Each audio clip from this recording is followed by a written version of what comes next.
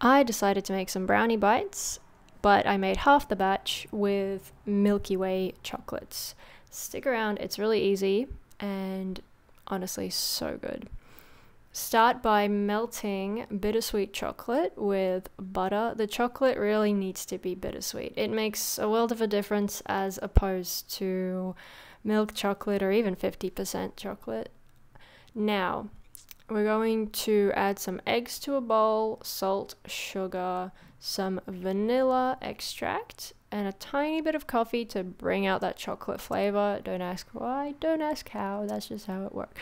When everything is nice and combined as such, we are going to add in the cocoa powder, melted chocolate, and butter, as well as sift in the flour.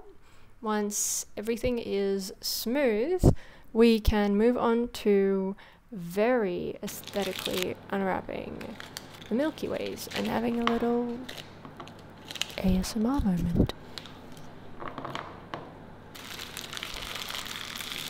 The crinkle.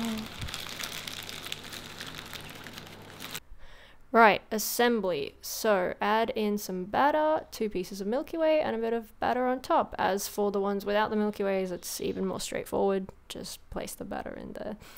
Now, as you can see, the non-Milky Way brownie bites turned out much better looking. Look at that, mwah, aesthetic. But the ones with the Milky Ways have this beautiful gooey center inside, which really adds to the experience. Personally, I can't even decide which ones I like more. They are both absolutely delicious, and I really recommend trying it out.